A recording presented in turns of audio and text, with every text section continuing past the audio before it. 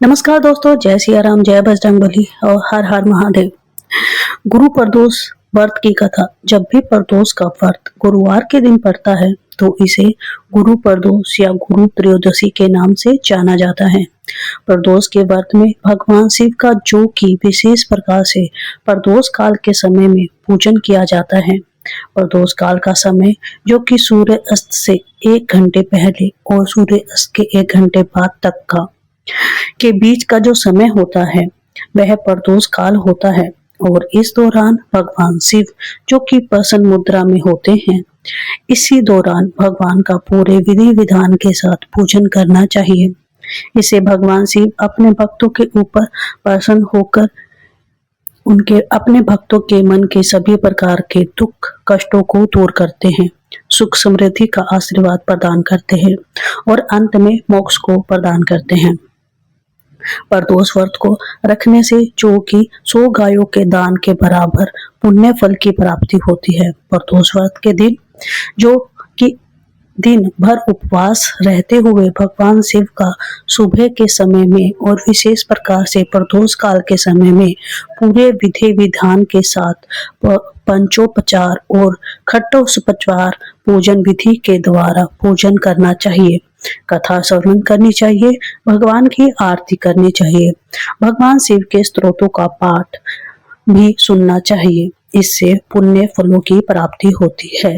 प्रदोष का व्रत कम से कम 26 त्रयोदशी का व्रत करना चाहिए और इसके बाद आप चाहे तो व्रत धारण आगे भी कर सकते हैं, नहीं तो फिर व्रत का उद्यापन करना चाहिए, तभी जाकर के पूर्ण फलों की प्राप्ति हो पाती है। तो आइए सुनते हैं प्रदोष व्रत की कथा। तो बोलिए प्रेम से भगवान भोलेनाथ की जय, माता पार्वती की जय और सब देवी देवताओं की जय।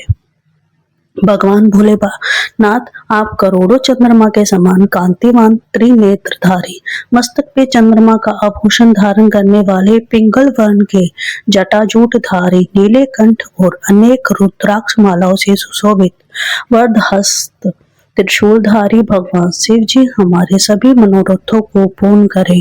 गुरुवार त्रयोदशी प्रदोष व्रत कथा के अनुसार एक बार देवराज इंद्र और वृत्रासुर में घनघोर युद्ध हुआ। उस समय देवताओं ने दैत्य सेना को पराजित कर नष्ट भ्रष्ट कर दिया। अपनी सेना का विनाश देखकर वृत्रासुर अत्यंत क्रोधित हुआ, स्वयं युद्ध के लिए उद्यत हुआ। मायावी असुर ने असुरी माया से भयंकर विकराल रूप धारण किया। इसके सब रूपों को देखकर इंद्र और आदि सभी देवताओं ने इंद्र के परामर्श से परम गुरु बृहस्पति का आह्वान किया और गुरु बृहस्पति तत्काल आकर कहने लगे कि हे देवेंद्र, अब तुम वृत्रासुर की कथा ध्यान मगन होकर सुनो। वृत्रासुर पहले बड़ा तपस्वी और कर्मनिष्ठ था।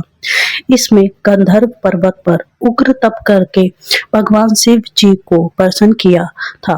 पूर्व समय में यह चित्ररथ नाम का राजा था, तुम्हारे समीप था और जो सुरमय वन है और इसी का राज्य था।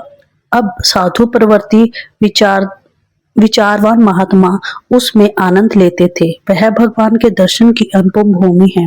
एक समय चित्ररथ सवेक्षा से कैलाश पर्वत पर चला गया। भगवान का स्वरूप और वाम अंग में जगदम्बा को विराजमान देख चित्ररथ हंस पड़ा और हाथ जोड़कर भगवान शिव से बोला कि हे भगवान शिव, हे शिव शंकर, हे प्रभु, हम माया मोहित हो विषयों में फंसे रहने के कारण स्त्रियों के वशीभूत रहते हैं, किंतु देवलोक में ऐसी दृष्टि गोचर नहीं हुआ कि स्त्री का आलिंगन कर कोई सभा में बैठे। चित्ररथ के ऐसे वचन को सुनकर सर्वव्यापी भगवान शंकर हंसकर बोले कि हे राजन, मेरा व्यवहारिक दृष्टिकोण पृथक है, मीन्स अलग है। मैंने मृत्युदाता कालकूट का महावश का पान किया है, फिर तुम साधारण जनों की भांति मेरी हंसी उड़ाते हो। तभी माता पार्वती क्रोधित हो चित्ररथ की ओर देखती हुई कहने लगी कि ओ दृष्ट, तूने सर्वव्यापी महेश्वर के साथ मेरी हंसी उड़ाई है, तुझे अपने कर्मों का फल भोगना ही पड़ेगा। हे मूर्ख राज, तू अति चतुर है, अतएव मैं तुझे ऐसी शिक्षा दूंगी कि तू फिर ऐसी दुस्साहस नहीं करेगा। अब तू दैत्य स्वरूप धारण कर विमान से नीचे गिर जा। मैं तुझे श्राप देती हूँ। जब माता पार्वती जगदम्बा भवानी ने चित्ररथ को श्राप दे दिया तो वह तत्क्षण विमान से नीचे गिर पड़ा, राक्षस योनि को प्राप्त हो गया और प्रख्यात महाअसुर नाम का प्रसिद्ध हुआ।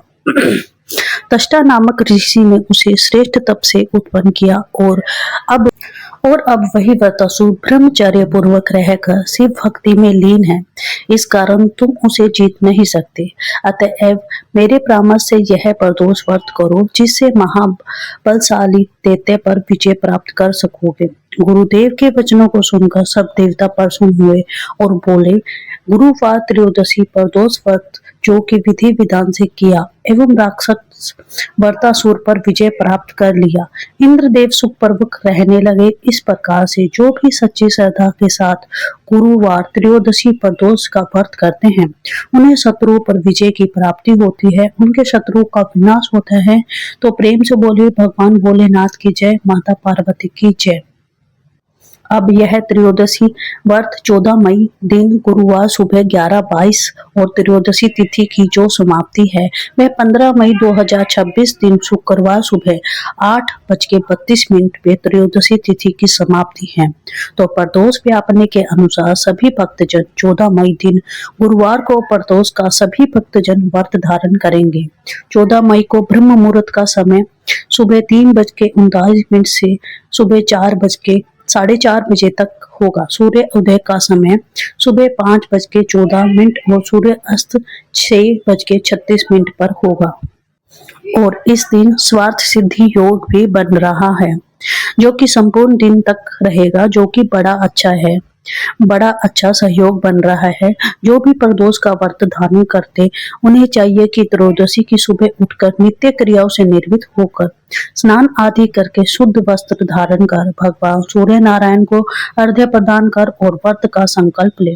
अपने नाम, स्थान, गोत्र का उच्चारण करते हुए भगवान शिव जी से प्रार्थना करे कि आज मैं प्रदोष व्रत धारण करने जा रही हूँ या जा रहा हूँ। इस प्रकार भगवान से प्रार्थना करके इस दिन रात्रि उपवास रहकर व्रत को धारण करें। जो उपवास रह नहीं पाते, जिनका स्वास्थ्य नहीं है, जो झेल नहीं पाते, उनको फलाहार ग्रहण करके व्रत को धारण करें। इस व्रत का पालना अगले दिन जाकर सूर्य उदय होने के बाद किया जाता है। प्रदोष का व्रत जो कि 26 त्रयोदशी व्रत धारण करने चाहिए, नहीं तो कम से कम 11 प्रदोष व्रत धारण कर सकते हैं।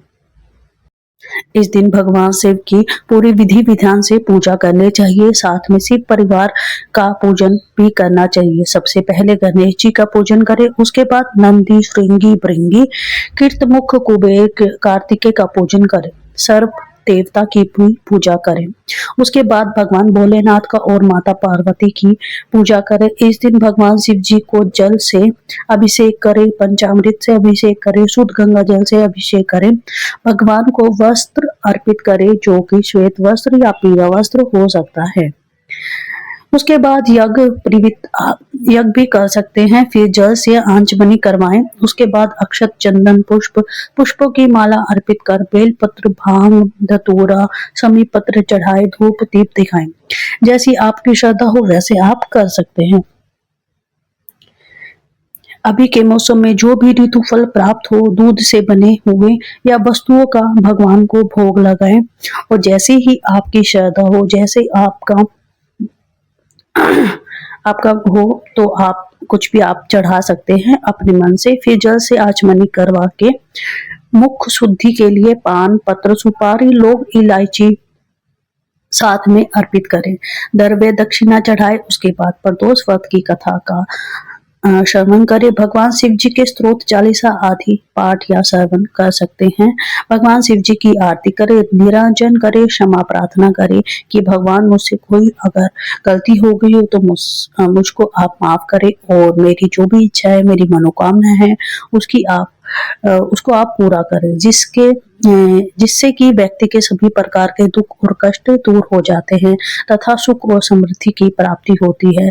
इस बार 14 मई गुरुवार के दिन प्रदोष का व्रत पड़ा है। जब भी गुरुवार के दिन प्रदोष का व्रत पड़ता है तो इससे गुरु प्रदोष व्रत के नाम से जाना जाता है। इसे धारण करके शत्रुओं पर विजय प्राप्त करें। जो भी व्रती हैं व्रत के दौरान शुद्ध और सात्विकता का पालन करें, ब्रह्मचार्य का पालन करें, तामसिक वस्तुएं, नशीले पदार्थ जैसे प्याज लहसुन आदि से बचें, बैर भाव ना रखे, किसी की निंदा न करे, व्रत के दौरान ओम नमः शिवाय का जाप करें। इन मंत्रों का जाप करना बड़ा ही पुण्य और फलदायी माना जाता है। तो आशा करती हूँ कि ये आपको जानकारी अच्छी लगी होगी। इस प्रकार से ज्ञानवर्धक जानकारियां प्राप्त करते रहने के लिए, व्रत पूजा के बारे में जानने के लिए, कथा सुनने के लिए चैनल पे अगर आप पहली बार आए हैं तो चैनल को लाल बटन दबा करके सब्सक्राइब करें, साथ में बेल आइकन और घंटी दबाएं ताकि आने वाली वीडियो की नोटिफिकेशन आपको मिलती रहे। वीडियो पसंद आई तो वीडियो को लाइक करें और चैनल को सब्सक्राइब जरूर करें और कमेंट में लिखे जय श्री राम, जय बजरंगबली, जय हनुमान और सभी देवताओं की जय। अगर आप इसके अलावा भी कमेंट में कुछ लिखना चाहते हैं तो वो भी लिख सकते हैं। आपको मेरी वीडियो ये कैसी लगती है प्लीज आप कमेंट करके जरूर बताएं। सिर्फ जय श्री राम, जय हनुमान, जय बजरंगबली ना लिखिए। आपको मेरी वीडियो बताइए आप कैसी लगती है, आगे मैं आपको और भी नई नई वीडियो लाते रहूं। Thanks for watching. जय श्री राम, जय बजरंगबली, सभी देवताओं की जय, सभी आपकी रक्षा करें। Thanks for